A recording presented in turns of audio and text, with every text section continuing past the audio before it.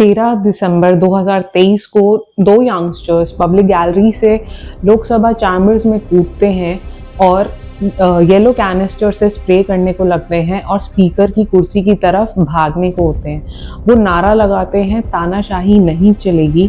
इतनी देर में कुछ एमपीज उनको पकड़ लेते हैं और पुलिस के हवाले कर देते हैं। ये तो अंदर की बात है, लेकिन बाहर भी दो यंगस्टर्स पकड़े गए थे। इन चारों को यूएपीए एक्ट के अंदर अरेस्ट किया गया था। यूएपीए एक्ट क्या है, आज हम इस वीडियो में बात करेंगे।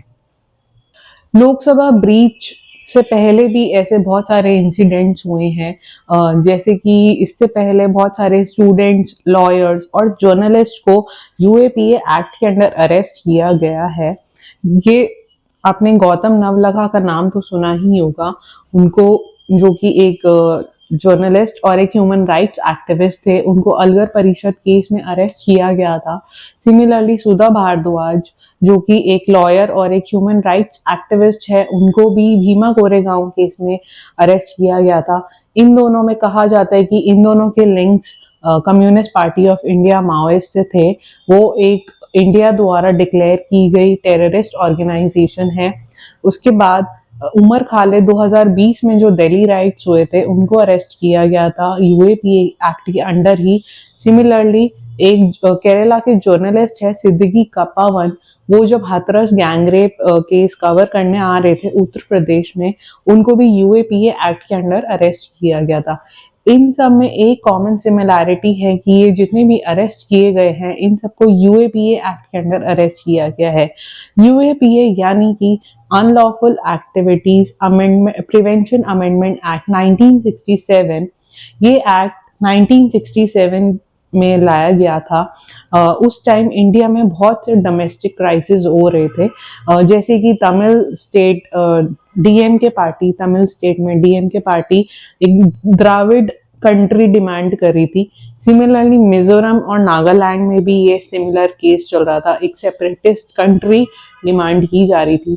तो इन सब से डील करने के लिए इंदिरा गांधी सरकार ने यूएपीए एक्ट पास किया गया। ये उस टाइम बहुत ज्यादा जरूरी था, क्योंकि उस टाइम बहुत सारे टेररिस्ट ऑर्गेनाइजेशंस बिल्डअप हो रहे थे और बहुत सारी एक्टिविटीज भी हो रही थी। तो ये कहा जाता है कि इस पे उस टाइम पे काफी उंगलियां भी उठाई थी।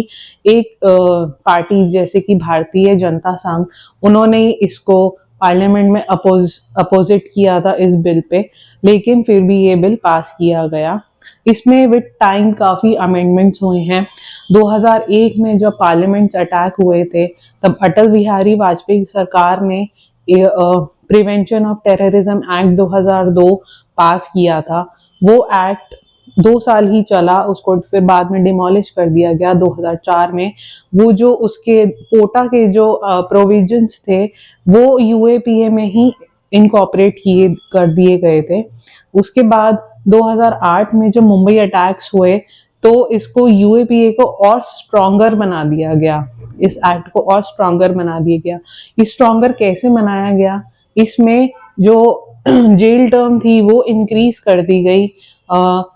एविडेंस माना लॉयर से आप कांटेक्ट नहीं कर सकते थे। तो ऐसे बहुत सारी स्ट्रिंजेंट एक्शंस लिए गए इस यूएपीए एक्ट में। जितने भी टेररिस्ट गैंग्स थे, एक्टिविटीज हो रही थी, उसको और ज्यादा कंट्रोल में करने के लिए ज्यादा से ज्यादा अरेस्ट किए गए। उसके बाद अभी रिसेंटली 2019 में अमेंडमेंट हुआ था इसमें, यूएपीए एक्ट में, और उसमें ये कहा गया था कि जो पहले ऑर्गेनाइजेशंस बैन होती थी, इमीडिएट बैन होती थी, अब जो पर्सन, एक इंडिविजुअल पर्सन जो कि किसी ऑर्गेनाइजेशन से जुड़ा है, या फिर उसका कोई लिंक है, या फिर वो कुछ साइंस के थ्रू या फिर किसी कम्युनिकेशन के थ्रू, रिटन, स्पोकन, किसी के भी कम्युनिकेशन बेस के थ्रू अगर वो कुछ टेररिस्ट एक्टिविटी जो कि इंडिया की सॉवरेनिटी और इंटीग्रिटी को हार्म पहुंचा रही है, उसके अंडर वो अरेस्ट हो सकता है। तो जो अभी लोकसभा ब्रीच में जो ये 4 इंडिविजुअल्स थे, इनको इसी के तहत अरेस्ट किया गया। इसके बाद मैं आपको इसके आगे बताती हूँ कि इसमें कौन अरेस्ट हो सकता है। यूएपीए किसके लिए है? यूएपीए इनके लिए है who may commit terrorism According to the Act, the Union government may proclaim or designate an organization as a terrorist organization if it 1. Commits or participates in act of terrorism, 2. Prepares for terrorism, 3. Promotes terrorism, and 4th is otherwise involved in terrorism. तो अगर आप UAPA के under arrest होते हैं तो आप 90 days के 90 days के लिए आप कस्टडी में रहेंगे। आप अपने लॉयर से भी नहीं इवन बात कर सकते हैं, और चाहे आपके पास एविडेंस हो या नहीं हो, 90 डेज बेयर मिनिमम आपको जेल में रहना पड़ेगा। नेशनल इन्वेस्टिगेशन एजेंसी 6 महीने या 180 दिन लगा सकती है आपकी चार्जशीट फाइल करने के लिए, मतलब और ये आगे बढ़ भी सकता है। तो आप सोच रहे हो कि कितना ज़्यादा मुश्किल है यूएपीए एक्ट में अगर आप अरेस्ट होते हैं, आपकी ज़िंदगी भर खराब हो सकती है। तो आप मुझे प्लीज़ कमेंट सेक्शन में बताइए कि आपको क्या लगता है यूएपीए कैसा एक्ट है और आप इसके बारे में क्या सोचते हैं। Thank you for watching my video.